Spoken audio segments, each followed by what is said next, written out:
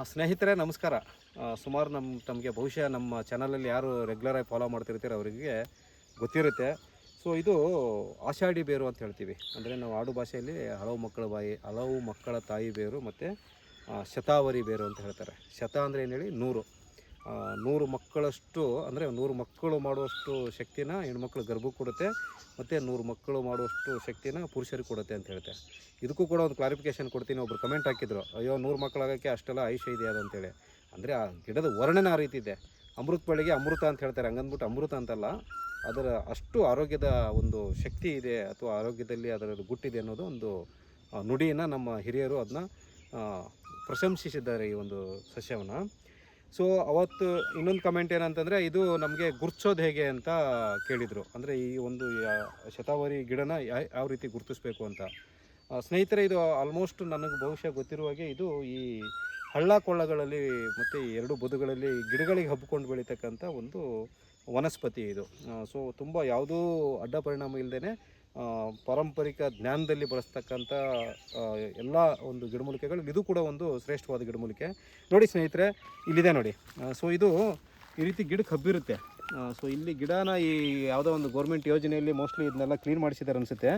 ಸಬ್ಬಸಿಗೆ ಸೊಪ್ಪಿನ ಥರ ಇರುತ್ತೆ ಇದ್ರದ್ದು. ನೋಡಿ, ಸಬ್ಬಸಿಗೆ ಸೊಪ್ಪು ಹೇಗಿರುತ್ತೆ ಅಲ್ವಾ, ಆ ಥರ ಇದು ಗಿಡ ಇರುತ್ತೆ. ಇದು ಹಬ್ಬಿರುತ್ತೆ ಇದು ಆ್ಯಕ್ಚುಲಿ. ಸೊ ಇಲ್ಲಿ ಯಾವುದೂ ಗಿಡ ಇಲ್ದಿರೋದಕ್ಕೋಸ್ಕರ ಇದು ಅಡ್ಡ ಬೆಳೀತಾ ಇದೆ. ಸೊ ಅಲ್ಲಿ ನೋಡಿ ನೀವು ಬೇಕಾದ್ರೆ, ಅಲ್ಲಿ ಒಂದು ಗಿಡಕ್ಕೆ ಹಬ್ಬಿದೆ ನೋಡಿ. ಸೊ ಇಲ್ಲಿ ನಿಮಗೆ ತೋರಿಸೋದಾದರೆ ಈ ಗಿಡಕ್ಕೆ ಯಾವ ರೀತಿ ಹಬ್ಬಿದೆ ನೋಡಿ ಇಲ್ಲಿ. ಸೊ ಇಲ್ಲಿ ಹಬ್ಬಿದೆ ನೋಡಿ. ಸೊ ಇದು ಸಬ್ಬಸಿಗೆ ರೀತಿ ಹಬ್ಕೊಂಡು ಹೋಗ್ತಾ ಇರುತ್ತೆ. ಇದು ಎಷ್ಟು ಮೇಲೆ ಹಬ್ಬುತ್ತದೆ ಮತ್ತು ಇದ್ರದ್ದು ಕಾಂಡ ಎಷ್ಟು ದಪ್ಪ ಆಗ್ತದಲ್ಲ ಅಷ್ಟೇ ಆಳವಾದಂಥ ಬೇರುಗಳು ಇದು ಈ ಒಂದು ಗಿಡಕ್ಕೆ ಇರ್ತವೆ. ಸೊ ಇದ್ರದ್ದು ಔಷಧಿಯಾಗಿ ಬಳಸುವಂಥ ಭಾಗ ಬಂದ್ಬಿಟ್ಟು ಬೇರುಗಳು. ಸೊ ನೋಡಿ ಸ್ನೇಹಿತರೆ, ಸೊ ಇಲ್ಲಿ ಒಂದು ಗಿಡನ ಹಬ್ಬಿದ್ದೀರ ನಿಮಗೆ ತೋರ್ಸೋಕ್ಕೋಸ್ಕರ. ಸೊ ಇದು ತುಂಬ ಶಕ್ತಿಯುತವಾದಂಥದ್ದು. ಶತ ಅಂದರೆ 100 ಮಕ್ಕಳಾಗುವಷ್ಟು ಶಕ್ತಿನ ನಮ್ಮ ಒಂದು ಈ ಗರ್ಭಕ್ಕೆ ಮತ್ತು ಪುರುಷರಿಗೆ ಕೊಡುತ್ತೆ ಅಂತ ಹೇಳ್ತಾರಲ್ವ.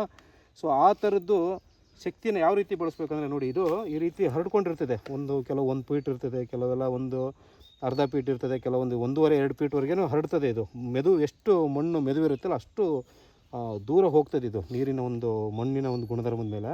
ಸೊ ಇದನ್ನು ನಾವೇನಂದರೆ ಗಿಡನ ಕಟ್ ಮಾಡಬಾರ್ದು ಯಾವಾಗಲೂ. ನೋಡಿ ಈ ಥರ ಕಡಲೆಕಾಯಿ ಬಿಡಿಸ್ಕೊಂತಾರಲ್ವ, ಯಾಕೆಂದರೆ ಗಿಡ ಹಾಳಾಗೋಯ್ತು ಅಂದರೆ ಮತ್ತೇನಿಲ್ಲ. ನೋಡಿ ಈ ಥರ ಕಡಲೆಕಾಯಿ ಬಿಡಿಸ್ಕೊಳಕ್ಕೆ ಈ ಥರ ಬೆಗೆದು ನಾವು ಈ ಬೇರನ್ನು ಮಾತ್ರ ಈ ಥರ ಕಡಲೆಕಾಯಿ ಬಿಡಿಸ್ಕೊತೀವಿ ನೋಡಿ ಹೊಲಗಳಲ್ಲಿ, ಆ ರೀತಿ ಬಿಡಿಸ್ಕೋಬೇಕು. ಸೊ ಬಿಡಿಸ್ಕೊಂಡು ಏನು ಮಾಡಬೇಕು ಅಂದರೆ ಇದನ್ನು ಭಾಳ ಮುಖ್ಯವಾಗಿ ಬಳಸೋಕ್ಕಿಂತ ಮುಂಚೆ ಸೊ ನೋಡಿ ಇದರಲ್ಲಿ ಒಂದು ದಾರದ ಥರ ಒಂದು ಇದಿರುತ್ತೆ, ಬೇರೆ ಥರ ನೋಡಿ. ಇದು ಬಳಸಬಾರ್ದು ಆ್ಯಕ್ಚುಲಿ. ಇದನ್ನು ತೆಗೆದು ಇದನ್ನು ನೀವು ಬಿಟ್ಟು ಇದನ್ನು ನೀವು ಸ್ವಲ್ಪ ಸಿಪ್ಪೆ ತೆಗೆದು ಇದನ್ನು ನೀವು ಹಬೆಯಲ್ಲಿ ಬೇಯಿಸ್ಕೊಂಡ್ರೆ ಬೇಗ ಸುಲಿತದೆ ಸಿಪ್ಪೆ. ನೋಡಿ ಇದು ಹೇಗಿದೆ, ತುಂಬ ಅದ್ಭುತವಾದಂಥ ಮೂಲಿಕೆ ಇದು. ಪುರುಷರಿಗಾಗಿರ್ಬೋದು, ಮಹಿಳೆಯರಿಗಾಗಿರ್ಬೋದು. ಸೊ ಈ ಔಷಧಿನ ನಾವು ಭಾಳ ಮುಖ್ಯವಾಗಿ ಪುರುಷರ ಒಂದು ಬಂಜತನದಲ್ಲಿ ವಜ್ರಕಾಯ ಚೂರ್ಣ ಅಂತ ಮಾಡ್ತೀವಿ ಅಂತ ಹೇಳಿದ್ದೇನೆ ನಿಮಗೆ ಹಿಂದಿನ ಸಂಚಿಕೆಯಲ್ಲಿ. ಸುಮಾರು ಒಂದು 20 ಥರದ್ದು ಈ ರೀತಿ ಕಾಡು ಮೇಡುಗಳಲ್ಲಿ ಸಿಗ್ತಕ್ಕಂಥ ಗಡ್ಡೆಗಳನ್ನು, ಚಕ್ಕೆಗಳನ್ನು ಮತ್ತು ಈ ಬೇರುಗಳನ್ನೆಲ್ಲ ಹಾಕಿ ಮಾಡ್ತಕ್ಕಂಥದ್ದು. ಅದ್ರ ಭಾಳ ಮುಖ್ಯವಾದ ಕೆಲಸ ಬಂದ್ಬಿಟ್ಟು ಈ ಪುರುಷರಲ್ಲಿ ಕಾಡ್ತಕ್ಕಂಥ ಒಂದು ಲೈಂಗಿಕ ದೌರ್ಬಲ್ಯ, ನಿಮುರಿಕೆ ದೌರ್ಬಲ್ಯ ಮತ್ತು ನಿಮಗೆ ಈಗ ಸ್ಪರ್ಮ್ ಕೌಂಟ್ ಕಡಿಮೆ ಇರುವಂಥದ್ದು, ಬಂಜತನ, ಆಮೇಲೆ ಸ್ವಲ್ಪ ಅದರಲ್ಲಿ ಜಾಸ್ತಿ ಶರೀರದಲ್ಲಿ ಶಕ್ತಿ ಇಲ್ಲ ಅನ್ನೋರಿಗೆ ಆ ವಜ್ರಕಾಯ ಚೂರ್ಣ ಬಳಸ್ಬೋದು. ಸೊ ಈ ಗಿಡಮೂಲಿಕೆ ಜೊತೆಗೆ ಕೆಲವು ಈ ಶಿವಲಿಂಗಿ ಬೀಜ, ಪುತ್ರಂಜೀವಕ ಬೀಜ ಮತ್ತು ಕೆಲವು ಅಶೋಕ, ಲೋದ್ರ ಅಂತೆಲ್ಲ ಬರ್ತವೆ ನಮ್ಮ ಮಹಿಳೆಯರಿಗೆ ಗರ್ಭದ ಆರೋಗ್ಯಕ್ಕೆ. ಅವ್ರಿಗೆ ಗರ್ಭ ಸಂಜೀವಿನಿ ಮತ್ತು ನಾರ ಸಂಜೀವಿನಿ ಅಂತ 2 ಔಷಧಿ ಮಾಡ್ತೇವೆ. ಸೊ ಪುರುಷರಿಗೆ ವಜ್ರಕಾಯ ಚೂರ್ಣ ಅಂತಿರುತ್ತೆ. ಸೊ ನಿಮ್ಮ ಹಳ್ಳಿಗಳ ಕಡೆ ಈ ಆಷಾಢಿ ಬೇರು ಅಂತಲೇ ಕರೀತಾರೆ. ಮತ್ತು ಈ ಥರ ನಾನು ಗಿಡನೂ ತೋರಿಸ್ಕೊಟ್ಟಿದ್ದೇನೆ ನಿಮಗೆಲ್ಲರೂ. ಹೊಲ ಗದ್ದೆಗಳ ಬದುಗಳಲ್ಲಿ ಇದ್ರುಗಳಲ್ಲಿ ಬಂದರೆ ಇದನ್ನು ಬಳಸ್ಕೊಳ್ಳಿ. ಸೊ ಬಳಸೋ ವಿಧಾನ ಬಂದ್ಬಿಟ್ಟು ಸುಮಾರು ಒಂದು ಒಳಮುಷ್ಟಿ ಅಂದರೆ ಒಂದು 2-3 ಚಮಚದಷ್ಟು ಈ ಒಳಗಡೆ ಈ ಬೇರು ತೆಗೆದಿರೋದು ಕಲ್ಕನ ಹಾಲಿಗೆ ಹಾಕಿ ಚೆನ್ನಾಗಿ ಕುದಿಸ್ಬಿಟ್ಟು ಆ ಹಾಲನ್ನು ಸೋಸ್ಕೊಂಡು ಅದಕ್ಕೆ ಕಲ್ಸಕ್ಕರೆ ತುಪ್ಪ ಹಾಕ್ಕೊಂಡು ನಿತ್ಯ ಕುಡಿತಾ ಬಂದರೆ ಪುರುಷರಲ್ಲಿ ಪುರುಷ ಶಕ್ತಿ ಮತ್ತು ಮಹಿಳೆಯರಲ್ಲಿ ಗರ್ಭಾಶಯದಲ್ಲಿ ಇರ್ತಕ್ಕಂಥ ಎಲ್ಲ ಸಮಸ್ಯೆಗಳು ಕೂಡ ಇದು ರಾಮಬಾಣ ಥರ ಕೆಲಸ ಮಾಡ್ತದೆ ಸ್ನೇಹಿತರೆ.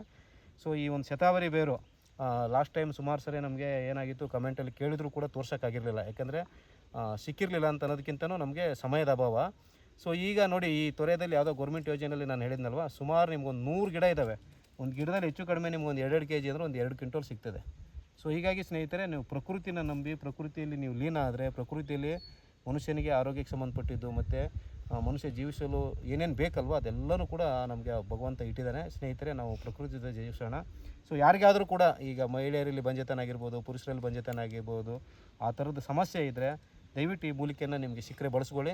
ಇಲ್ಲಾಂದರೆ ಕೆಳಗಡೆ ಕಾಣಿಸ್ತಕ್ಕಂಥ ನಂಬರ್ಗೆ ನೀವು ಕರೆ ಮಾಡಿದ್ರೆ ಪುರುಷರಿಗೆ ವಜ್ರಕಾಯ ಚೂರ್ಣ, ಮಹಿಳೆಯರಿಗೆ ನಾರಿ ಸಂಜೀವಿನಿ ಮತ್ತು ಗರ್ಭ ಸಂಜೀವಿನಿ ಚೂರ್ಣ ಮತ್ತು ಅದಕ್ಕೆ ಸಂಬಂಧಪಟ್ಟಂಥ ಕೆಲವು ಆಹಾರ ನಿಯಮಗಳನ್ನೆಲ್ಲ ಹೇಳಿ ಪ್ರಕೃತಿದತ್ತವಾದಂತಹ ಚಿಕಿತ್ಸೆ ಪಡೆದು ತಮ್ಮ ಒಂದು ಆರೋಗ್ಯವನ್ನು ಮತ್ತು ತಮ್ಮ ಕುಟುಂಬದ ಸಮಸ್ಯೆಯನ್ನು ಬಗೆಹರಿಸ್ಕೊಳ್ಳಿ ಅಂತ ಹೇಳ್ತಾ ಈ ಒಂದು ಶತಾವರಿ 100 ಮಕ್ಕಳ ತಾಯಿ ಬೇರು ಎಂಬ ಸಂಚಿಕೆಯನ್ನು ಇಲ್ಲಿಗೆ ಮುಗಿಸೋಣ ಸ್ನೇಹಿತರೆ. ಎಲ್ಲರಿಗೂ ನಮಸ್ಕಾರ.